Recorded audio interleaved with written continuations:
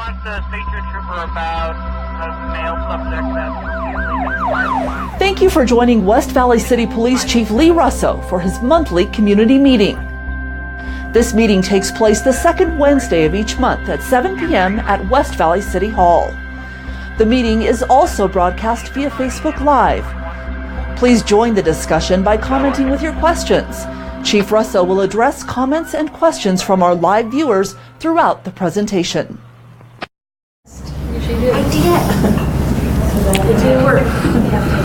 Okay, good evening. I'd like to welcome everybody to the July edition of the Policing Community Forum. My name is Lee Russo, the Chief of Police with the West Valley City Police Department.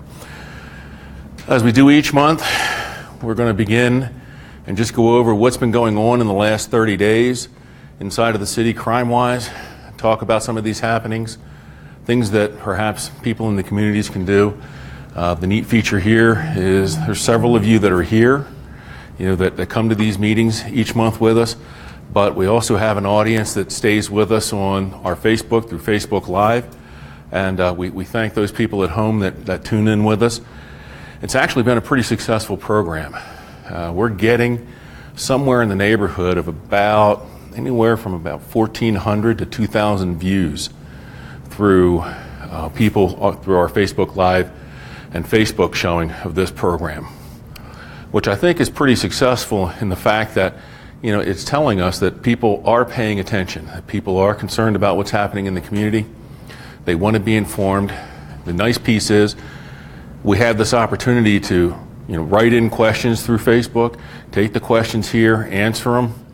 The bad thing is when I do that, it's not good for me because I don't get a chance to prepare. I don't get that chance to know what you're going to write in. I don't have a teleprompter. I don't have somebody whispering in my ear, oh, hey, the statistics of that or the answer to that. We're getting it raw. We're getting it unedited. We're keeping it real. And, I just think that that's the best way to do it. It gives the community the chance to hear it from basically the decision maker inside of the police department, the top person, that you have that ability to speak to the leader of the organization, ask your questions and concerns, find out what's going on, get the best answers we can give you. So we don't have these lingering problems and questions just rambling on and people start to make up their answers or make up assumptions about how the police department's operating. We want to give answers. So with that, let's go ahead and begin.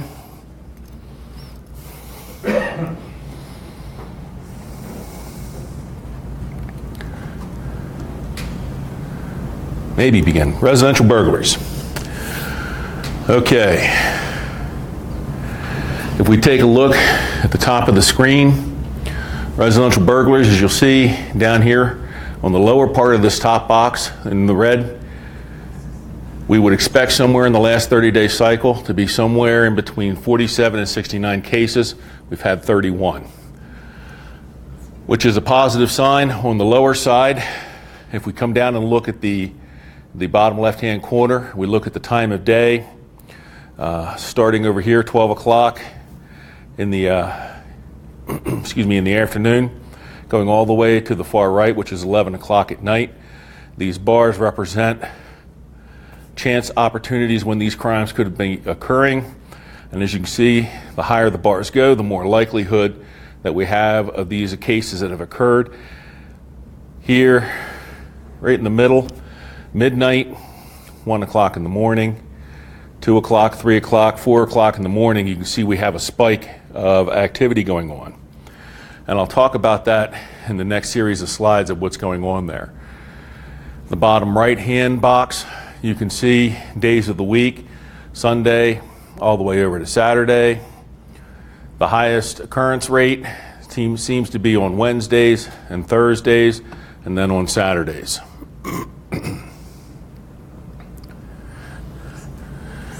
If we take a look at the last 30 days, as you can see across the city, for those of you that are not familiar with the map, what's in blue is generally telling us less activity. The closer these dots, which represent actual occurrences or break-ins, the closer they get together, the warmer this map becomes. So you see it goes from blue to you see a light blue where you see more dots, and the tighter those dots are getting, you can see it gets yellow, and when they get really close, you'll see it turns to red. And we refer to that as a hot spot.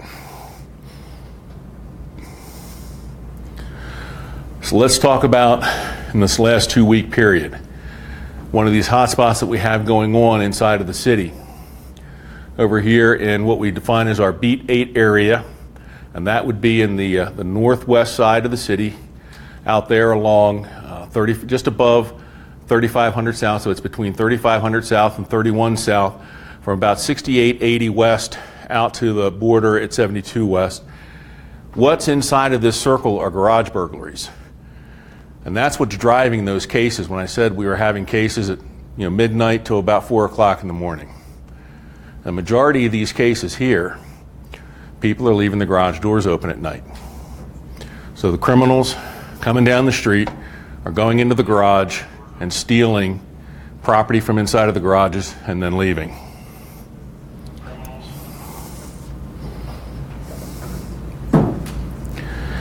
Now, interestingly, last month, if you were following along, when we talked about what was happening inside of the city, it's right in the center, in that Beat 5 area, right here, just west of 4000 West and 41 South, just north and south of 41 South, we had garage burglaries happening there. So we started directing some officer activity down there and some presence. And as you can see,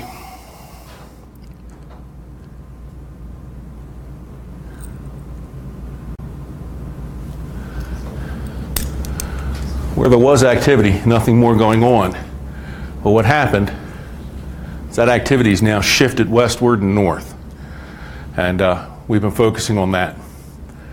Now, I'll also talk about some other strategy that we implemented that's had a positive effect. We believe these cases up off of 35 South and 72 West out in that area I just described are related.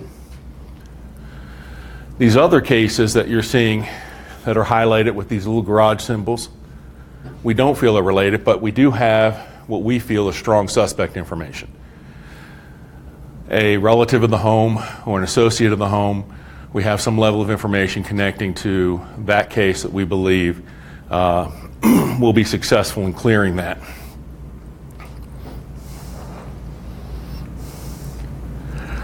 Now, as you see up here, again, going back to that spat of activity we're having off of 72 West,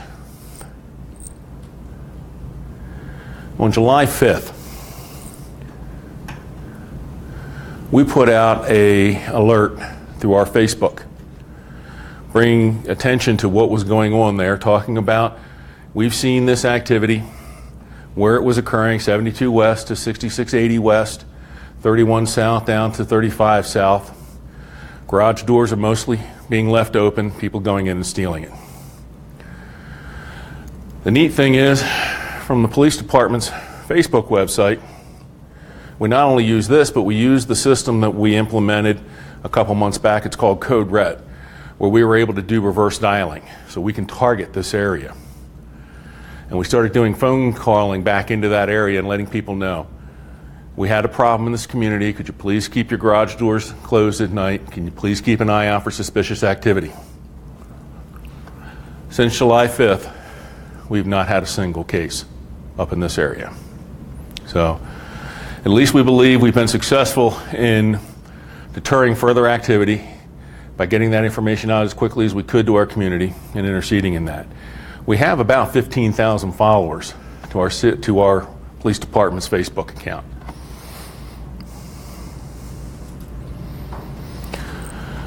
Let's jump over to business burglaries. In the last 30-day period, we would expect somewhere between 13 and 18. We've had 19, which is a bit on the high side. If we come down, we look at the time of day, 10 o'clock at night, starts picking up. 1 o'clock in the morning, it seems to get very high, all the way up until about 5 o'clock in the morning. If we look at the days of the week, Monday and Wednesday, and then drops down on Tuesday, but we're talking early midweek. Seems to be our most active time frame. If we take a look at the last 30 days, where these cases are occurring, you can see across the map, up on the northern end of the city, east of Bangor Highway, north of Parkway Boulevard, and some of the commercial zone back in there, we've had some break-ins. We've also down off of 27 West over at the mall. We had 3 unusual cases, 2 at the same store, and then 1 in the food court. The one set of cases, the 2 cases that actually happened at the same store, the owner was cooperative, put an alarm system in, got an alert. We were able to connect that to a former employee because the cases seemed to follow and target a deposit pattern that the business worked with. And through video, we were able to do a successful identification. The other third case, which they targeted the food court area, we're still investigating. Talking about some of these other burglary cases, and let me move to the 2-week view, and we talk about some of those events that are going on there. As I said, in that hot spot, that's the mall down on 27 West, just south of 35 South. But if we move up to the right, up into the northeast corner, on the far right was a bank facility that's being renovated. As that building's being renovated, they just had a delivery of 12 televisions, and subsequent to that delivery, somebody breaks in, steals those 12 televisions, plus 2 others that were inside of the business. The case just to the left of that is a commercial and industrial business. They break in, force their way through the front door. They take tools and some other miscellaneous properties. The one that's down on the bottom of the map, down along 4700 South, west of Bangor, was somewhat unusual. This case is it's a specialty goods store. They broke in there and they stole some rather odd items. They took 3 Grim Reaper statues, some candles, and some teas, along with some other miscellaneous properties. So I'm not really sure what's going on. So, I don't know if somebody's going to have a seance or something. So if anybody knows about something like that, give us a call. But that just seems really odd. I mean, it's not even Halloween. I mean, Grim Reaper stuff, and who even stocks that? But we are investigating it. All right. In some of these other burglaries, we have identified some suspects. Our investigators are working forward to connect them. Not only these cases, but some other cases from previous months. We had a crew out working through the city. If we take a look at vehicle burglaries, we would expect in this 30-day cycle to be somewhere between 96 and 109. We've had 70, which is positive on the downward trend, and hopefully we continue to keep it that way. If we look down at the time of day, you can see noon, 1 o'clock, 2 o'clock, it picks up a little bit. But really, when we get to about 10 o'clock, 11 o'clock at night, 1, 2, 3, 4, 5 o'clock in the morning, it's really starting to pick up.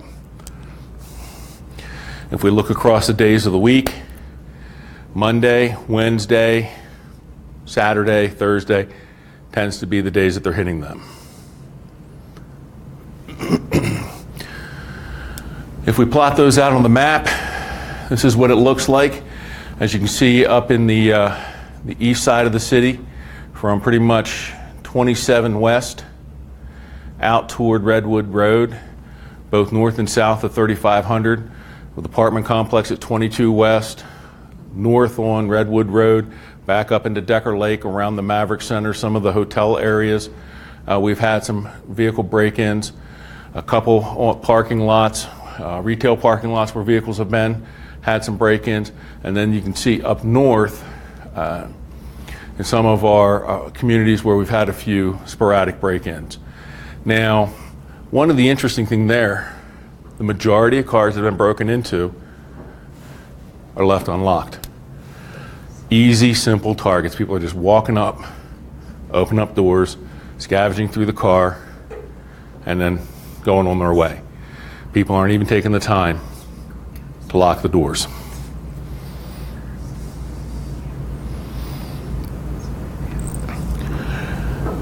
Now, what this shows, this is a 2-week view of the last 2 weeks in June. And as you can see what was going on in the last 2 weeks of June, there were a couple spots that we were looking at, but this one spot that we had talked about was over 3500 South in the retail area on 56 West, between 31 and 3500 South.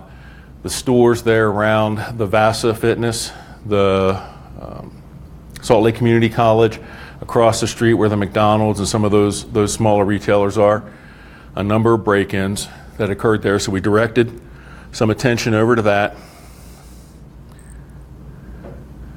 And subsequently, the 2 weeks to follow, absolutely nothing going on. But we can see we've had activity shift toward the east side of the city. That's not an uncommon pattern for vehicle burglaries. What we find on a night, you might see 2 or 3 cases happen in one neighborhood, and the next night, they're over in the next neighborhood, or on the other side of the city, or even in a different city outside of our jurisdiction. These kind of thieves really move around. Our encouragement there is, number one, lock up your vehicle, roll the windows up. Hide anything that's in the vehicle, take it inside with you.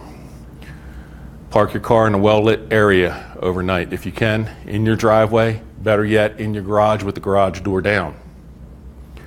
If you see something, you hear something that's suspicious in the neighborhood, people moving about, cars driving through slowly, don't hesitate. Call 911, get a police officer out there.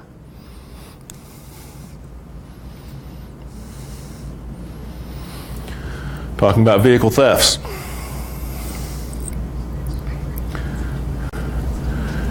In a 30-day cycle, we would expect somewhere between 60 and 78. We've had 80.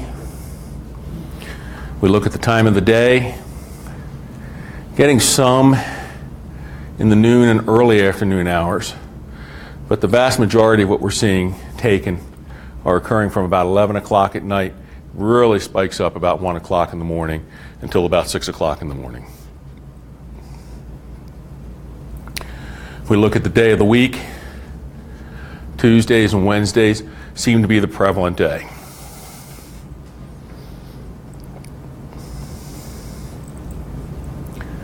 If we look at the last 30 days in the city, you can see some of the patterns there.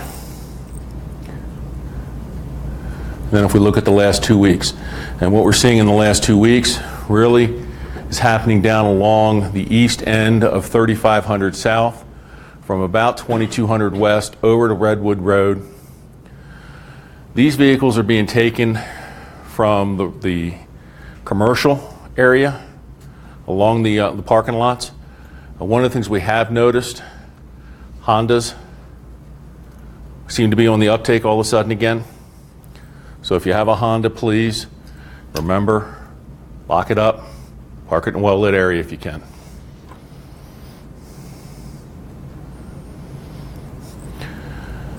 Vehicle recoveries.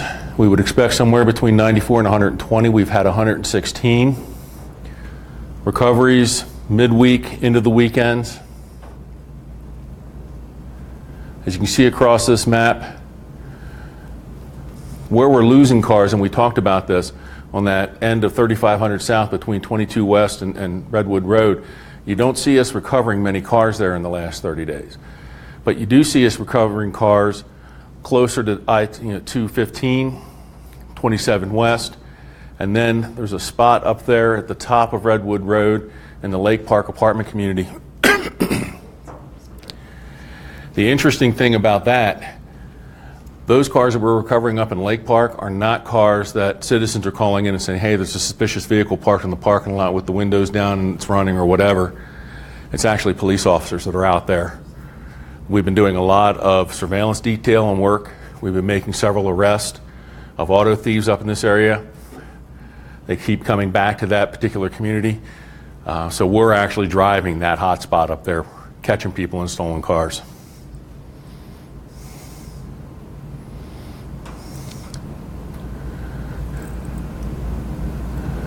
This is what the last 2 weeks looks like. So once again, you can see up there in Lake Park Apartments, that cluster of activity that we've been driving and making arrests, recovering vehicles.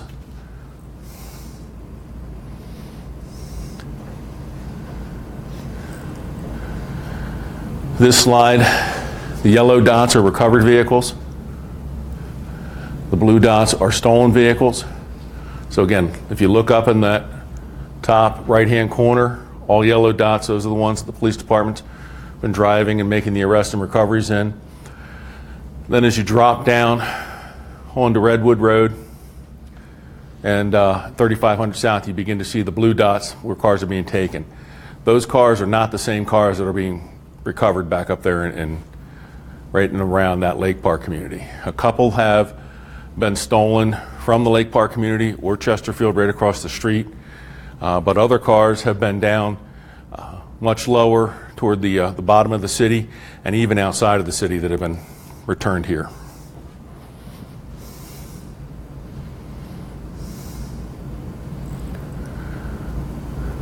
Robberies. We would expect somewhere between 9 and 18. We've had 9. If we look at the day of the week, Thursdays, most prevalent, pretty consistent on Friday and Saturday with 2 each. Time of day, midnight, 1 o'clock in the morning. If we take a look at the last 30 days, you can see some of the activity on the bottom of Redwood Road that's occurred near 4700 South. Case out on 3500 near 22 West.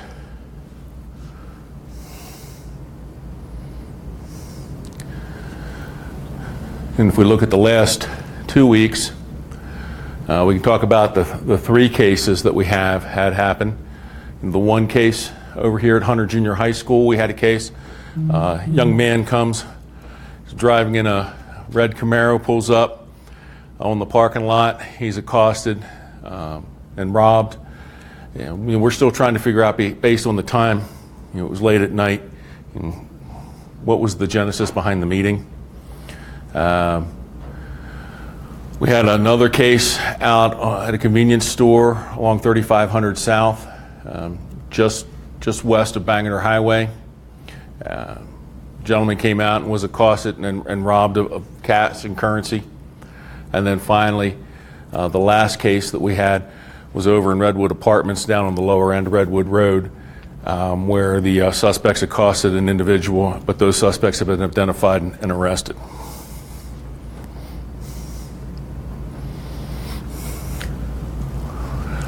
If we take a look at traffic accidents that have happened inside of the city in the last 30 days, we've had a total of 457 traffic accidents that have happened in the city. As you can see, just by looking at the map, the common areas that we see are 3500 and Redwood Road, 2700, 3500 right near the mall, down about 4000 West and 47 South, and then over at 56 West and 35 South. If we look at the traffic enforcement, you can see how we're directing our efforts accordingly. You can see where the citations are being written at 35 and 56 along 3500 near Redwood Road. And last month when we were here, one of my constant attendees, Dougie, said to me, "You know, Chief, it'd be interesting to know the citations that you write. What are you guys writing?" So this is for Doug.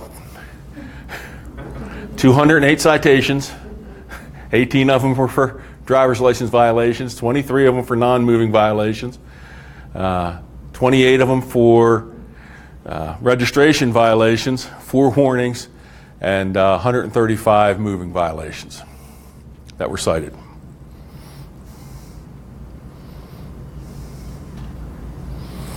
If we take a look at everything put together,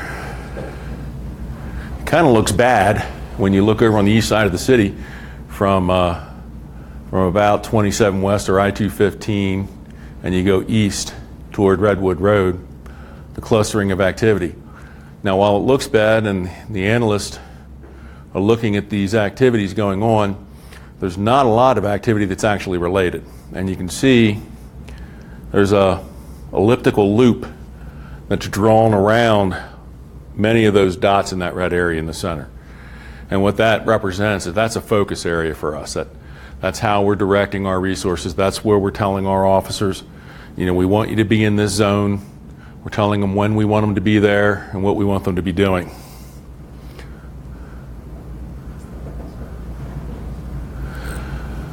So if we look at the one cluster that we've seen that we're actually driving, that one up in Lake Park, 6 vehicle recoveries. We had 1 residential burglary and 1 vehicle burglary. And then if we look in that hotspot zone, we've had 3 business burglaries. I talked about those. They were the ones inside of the mall.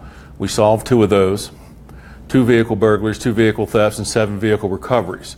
So we're finding that people are dropping stolen cars off in this area. That tends to be the more significant problem in that zone.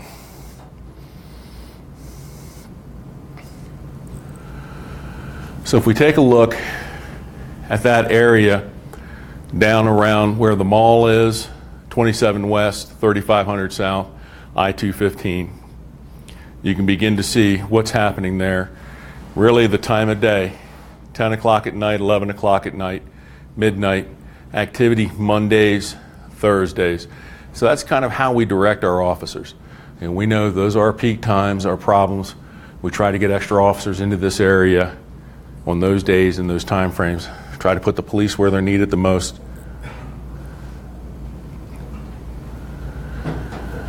Now this slide, what this represents, we talked about that elliptical circle already, that blue, that targeted enforcement area. The red circle right there at 3500 and 27 West, that's that hotspot zone we just talked about, what was going on in there. Now, the green circle that you see in there, the one that circles 56 and 35 and Redwood and 35, that's where we see the bulk of our citations being written. Now what that is hopefully, and then in pink are where our accidents are occurring. And the reason we have that is our direction is strategic here.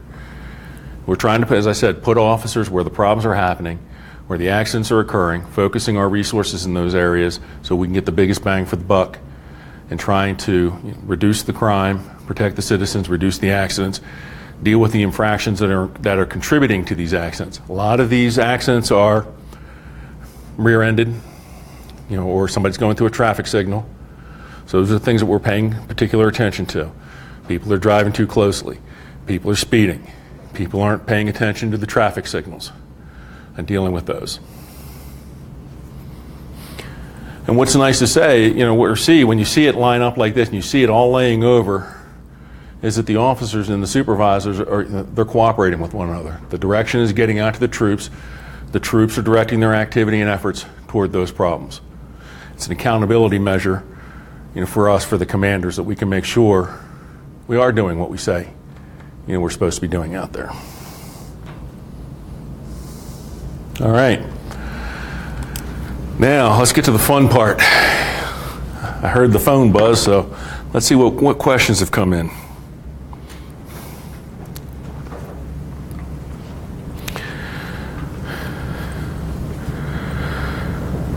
Okay, Hope. Hope is written in and wonders if there's growing aggression against police officers here in West Valley City, and how do we protect our officers from that aggression? Wow, that's a interesting question, and actually it's kind of a comforting question that a citizen's worried about that. Let's kind of take a little broad swipe at this. Many of you, I'm sure, have been following. Back in November 6th, we had our first officer that was killed in the line of duty, Officer Cody Brotherson. 2 weeks ago, the 3 suspects, or defendants, pled guilty to the charges involved in that death. And then this past Monday, those 3 juveniles were actually sentenced. So what happened? These juveniles stayed in the juvenile system. And the judge actually imposed the maximum sentence. Basically what the judge said was these 3 delinquents, juveniles, are to stay in secured custody, and hopefully for the maximum period of time until they're 21. The one thing that was very nice with the fact that in these charges, one of them pled to a manslaughter charge, one of them pled to a second-degree murder charge. But all of them were convicted with a series of crimes, not just from the incident of that night from November 6th, from the morning hours of November 6th with the theft of the vehicle and the fleeing from the police, the aggravated assault that related to that, and death. There were other crimes that they had been committing prior to November 6th, aggravated assaults, weapon charges, and such. And the district attorney's office was able to build a case that showed that these 3 individuals were participants and members of an organized criminal gang. So the court was able to pursue that with gang enhancements, which is very fortunate. When they turn to adult status, most of the times when a juvenile is convicted, you become an adult, the record is sealed. In this occasion, because of that, the record is not sealed. So they will carry that record forward. Is that justice? No. That's a small price to pay for what Officer Brotherson paid. So the next piece of this question, are West Valley City officers being targeted? I just think really the best way to answer that is, are police officers being targeted? Yes. We have seen more police officers in the United States killed this year, at an alarming rate. Now, my wife actually subscribes to a feed that, sends her an alert every time a police officer is killed. Every day we get an alert. She tells me there's been a police officer killed. North Carolina, New York, Texas, California. This is happening all over the United States. Years past, deaths of police officers, the largest amount was really from traffic accidents, officers responding to calls. Now what we're seeing is this radical shift from officers being killed in traffic accidents to officers who are actually being ambushed and murdered, who are being specifically targeted because of who they are and what they do. They are the guardians. They stand to protect our communities and our society. And without them, chaos rules. People are targeting those peacekeepers. So it's very alarming, and we're very attuned to it. We continually go back and remind our officers about safety, about situational awareness. We also remind our officers about defensive driving, about wearing seatbelts, about wearing their ballistic vest, about backup and support for one another. We do all of those things.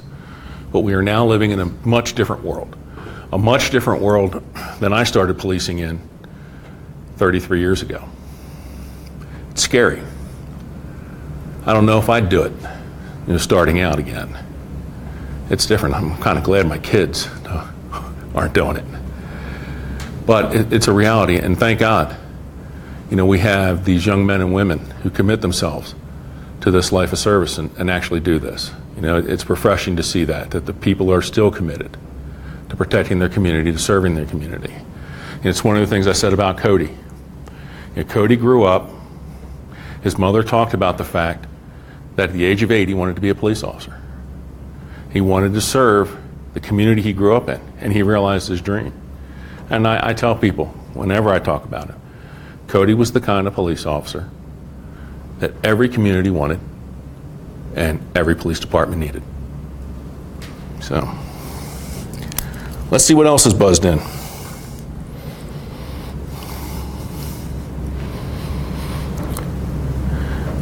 Nathan wonders if we're fully staffed right now.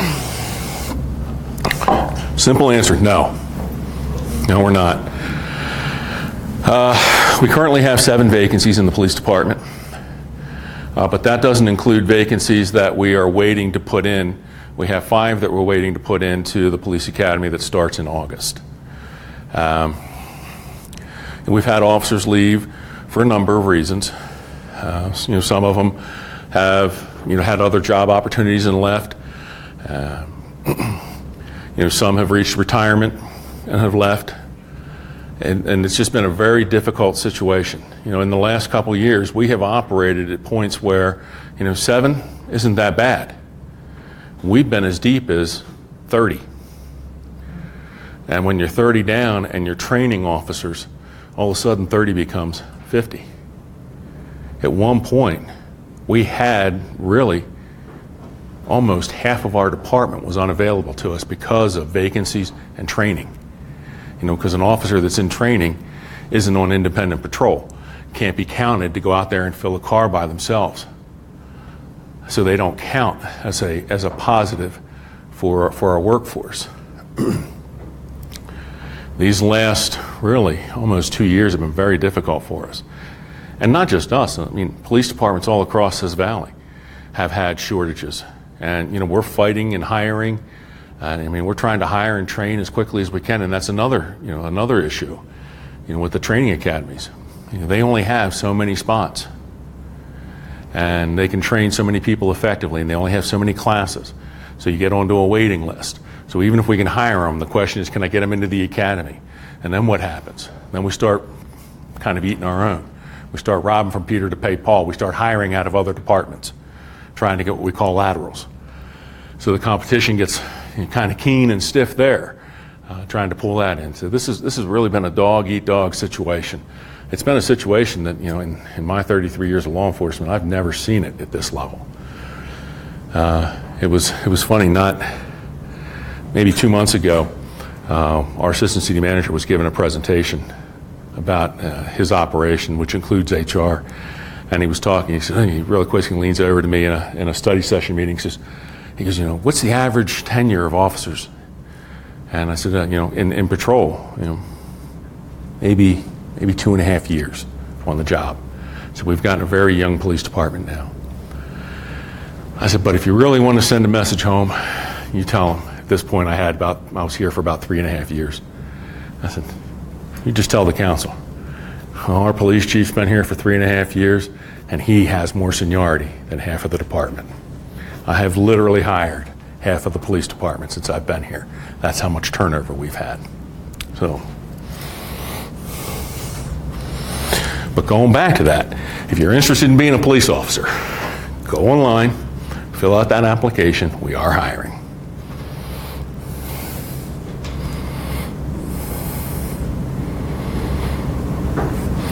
Christy asks, do all West Valley City police officers wear body cams? Absolutely. Well, actually, I lied. Not all of us. There are a couple of us that do not wear them. I do not wear one. My deputy chiefs do not wear them. But every other sworn officer does wear them. I bought enough for all my operational personnel to wear them. It was quite a costly investment for the city to take. It's a $1.5 million contract over a 5-year period that we invested in with this technology, because we did truly believe that the body camera is transparency, it is trust. And realistically, for a police officer, that body camera, 99% of the time, proves they're doing the right things for the right reasons. They've really helped us in resolving complaints and doing so in a very prompt fashion. The other piece is when a police officer has done something wrong, and we've had a couple occasions where that's happened and the cameras caught it, but it cuts down even on the administrative time we would spend investigating it, because there's nothing to dispute. It is what it is. It's captured. Along those lines, we've also made investments beyond just that camera technology. We've made investments to put equipment inside of our cars. So when you turn the overhead lights on, the red and blue lights, there's a system in the car that sends a Bluetooth pulse that turns that camera system on in case the officer were to forget. We bought the taser, the EMD device that the officers carry. When that comes out of the holster and is activated and turned on, it sends a Bluetooth pulse, making sure that the camera's on. Now, if the camera's already on, it doesn't turn it off, it stays on. But anybody that's inside of that range of that Bluetooth pulse, it makes sure that that camera is on. And the reason being is I wanted redundant systems. People make mistakes in the heat of the moment. Officers, they get focused on a situation that's rapidly unfolding, it's dynamic, it's intense. Somebody can forget to turn a camera on. It happens.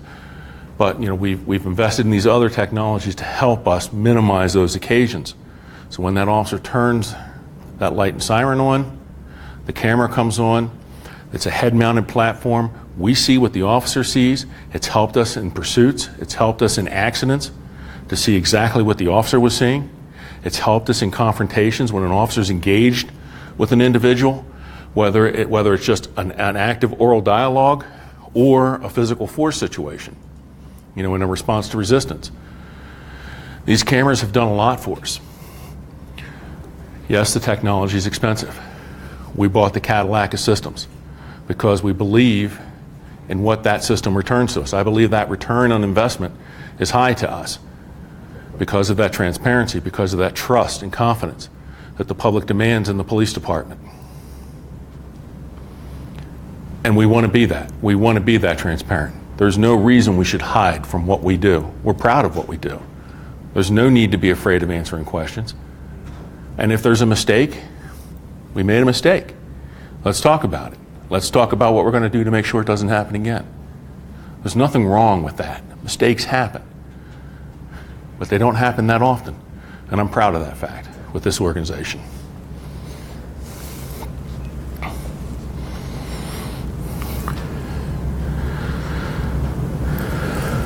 Well, that was our last question. Do I have any questions from anybody inside?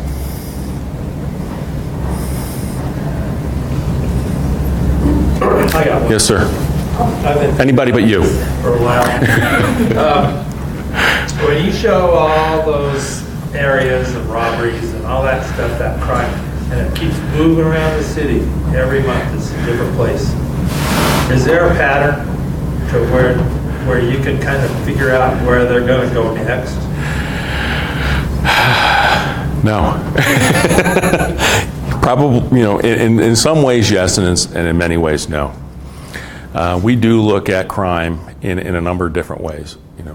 How things are shifting or displacing seasonally, summertime crime. Each summer we know things are going to heat up in certain different areas. Holidays, we know that things are going to heat up in certain areas, and we make adaptations and adjustments and patrol for that. What you're talking about is predictive analytics. And that's still an evolving set of sciences. We do have some limited analytics inside of the police department that we utilize. But I really wish that there was a system where I could just plug it all in and it says, hey, I have a 95% confidence rate that it's going to be over here. And one of the reasons it makes it difficult is just this. We don't have that much crime, despite what you think. You go and work in an area where you have a lot of crime. And I've worked. When I worked in Maryland, in Baltimore County, when you're in a jurisdiction with 1 million people, yeah, you have a lot of crime. And when you have lots of numbers, you have lots of data. And you can make more inferences when you have that higher level of data, that you can take these incidents and make correlations, and with the algorithms be a lot more predictive. But when you don't have, when you're only talking about 3, 4, 10 cases, it's hard to make that, extrapolate that information and say, okay, well, the 11th case is going to be here. But we do look for some of that, scientifically through these algorithms. Some of it is, we also look just from that, if you want to call it, that gut check with some of the investigators. They know who the players are in many cases when things start happening in certain communities or certain types of crimes and how they're being committed, just from their institutional awareness and their history of being investigators and working with some of the criminal personalities. We start making predictions that way and adjusting ourselves. Sometimes it just comes down to good old-fashioned police work. Yes, ma'am. I have a DNA question. Yes. In certain burglaries, do the officers take DNA that might be found? In some cases, yes, we do. We have a number of different things that we can do. They now have a system that's called Touch DNA, which is a preliminary DNA recovery system. Then we have other systems which is a more robust or fully developed DNA. Because of the cost points and because of the resources it takes to do the DNA development, we have to focus in the priority of where those resources can be placed. 2 years ago, the state legislature actually granted the Department of Public Safety enough money to let them double the size of their crime lab and add, I believe it was another 8 DNA analysts to their payroll. And they've been ramping up with that. And we've had some proactive partnerships with the state and their crime lab where we've actually sent some of our crime techs down to the state and had them trained as serologists to do the prep work for preparing the DNA samples. And what that's allowing them to do is, our personnel might not have the qualifications to be a DNA analyst, but they have the qualifications to do the prep work, do the serology work. And it allows the DNA analyst just to focus on doing the final DNA tests and validations. So they can do more and not be distracted by this other. West Jordan was involved in it. I believe Sandy was involved in it. Salt Lake City was involved in it to add these extra bodies and resources to that. That's the one nice thing about, I will say, within Salt Lake County, the police chiefs and the police departments truly do work together and look at these problems and say what is in the best interest of the citizens overall, and will commit resources toward it. Yes, sir. Identity theft. Yes. Is there much going on in West Valley City in being able to help people with identity theft or catch them? Well, yes. There's identity theft all over. It's one of the most problematic and growing areas of crime nationally. With all the cyber exposure, criminals are getting much more savvy to that fact. It's a lot easier for them to sit inside of their home and through a computer work their way into a person's bank account or credit account and execute a crime than it is to rather break into their house. Now, in talking about that, one of the things that we've, some of the training in schools that I've been to and some of the discussions I've had, today's criminal is not really looking at trying to break into, Wells Fargo or, these big financial institutions at JP Morgan, because they have sophisticated security systems and layers and layers and layers of security networks. So why do they come after you? They send you an email with a keylogger in it or some sort of a tracker in it, and you open up that email and you click on that link because it looks official, and it places this tracker inside of your computer. And what that allows this criminal to do is track where you're going with your computer. Oh, you're going to Wells Fargo. Oh, you're going to the login page. Oh, here's your account information. Oh, here's your password. What you have just done by doing that allows the criminal to get right through all the firewalls and security protocols. Now they're in the back end of the system. That's why it's easier for the criminal to go after you as the account holder than it is to go head to head with these financial institutions and steal identities. Yes, ma'am. What's the appropriate protocol? I noticed that, especially on 47th, when you've got a boundary, let's say with Taylorsville, and you want to report a crime, it's very frustrating because as soon as you get someone on the phone or you get the number, oh, that's Taylorsville. Right. So what do you suggest? I mean, like a lot of erratic drivers. And Sure. Well, there are a couple issues. The question is when you have a call for service that is occurring on the borderlines of two different jurisdictions. Now, there's a couple things to look at. One, cell phones. Cell phones are difficult because they go to the closest tower. You could literally be standing inside of West Valley City, make a phone call, make a 911 call from your cell phone, but hit a cell tower that's assigned to Salt Lake County or Salt Lake City or UHP. And that's where your call goes first. And then it gets transferred and routed back to us. If it's an emergency, they start the processing on the call and they can transfer that call with you, with it. If we get an emergency call and you say, there's somebody breaking into my house, and you're in Taylorsville, you know, a quarter mile outside of our jurisdiction, you know what we're going to do? We're going to start sending a car that way while we get the call handled over to UPD. This is the bottom line. This is our protocol and policy. Do you really care what patch I'm wearing or uniform I'm wearing when the crisis is happening? When you call 911, you want to know help is at the doorstep. You don't care what uniform it's wearing. We think the same way.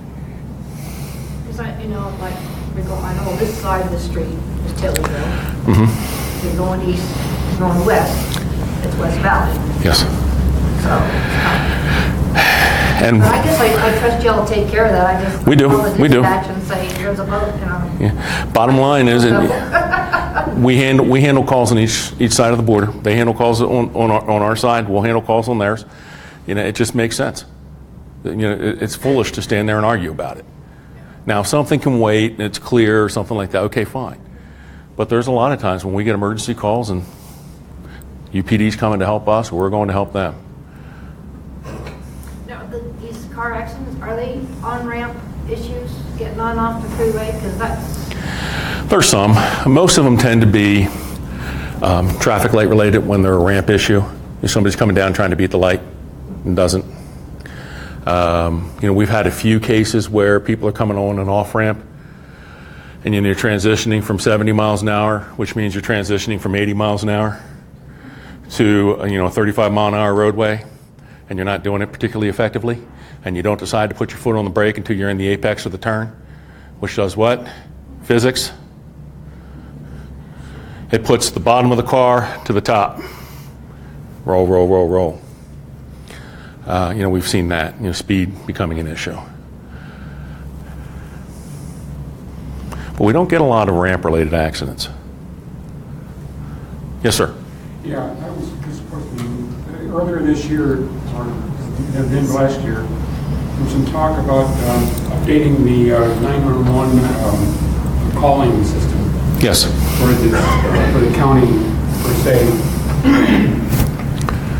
How far along is that? Is it finished now, or is no? We are still moving along with that process and participating in it. What has happened is we are moving toward a consolidated dispatching network. There are 3 dispatching centers, or PSAPs, public safety answering points. There's one in Salt Lake City, there's one in Salt Lake County, and then there's one here in West Valley, which is the Valley Communication Center that handles a number of cities here locally, including us. So they're all going to come together into a single network using a common, what we call CAD, which is a computer-aided dispatching system, and they want to come together with a common records management system, trying to put everybody on the same system, doing things the same way. And they've been working through building that system. The first projection was they thought as early as May of next year they might have the CAD system ready. But as we've been moving along with this process, we've hit a couple snag points, some setbacks. I don't know that we'll be anywhere near ready in May to do a cutover. And the one thing I can tell you is in my former life, I actually did this. Did a CAD and RMS upgrade with a 911 network upgrade. And it is at least a 1.5-year project from the point that you start. And it is a very comprehensive project and a very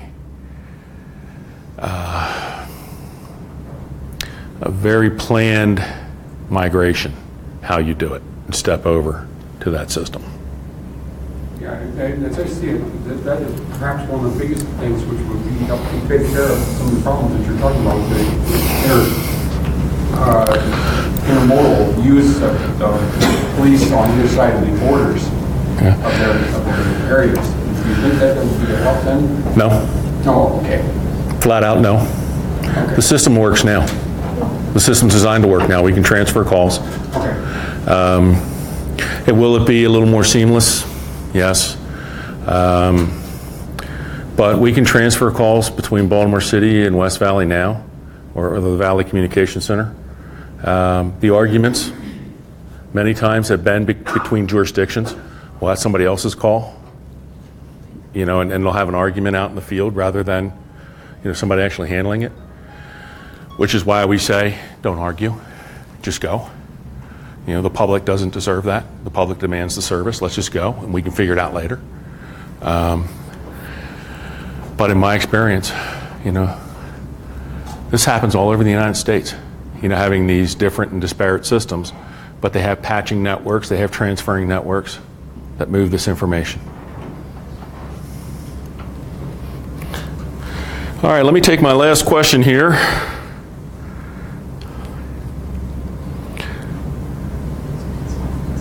Wow, this is actually kind of nice. This isn't a question. Apparently we're getting a lot of comments from our viewers offering their support to our police department, which is greatly appreciated. And I can tell you,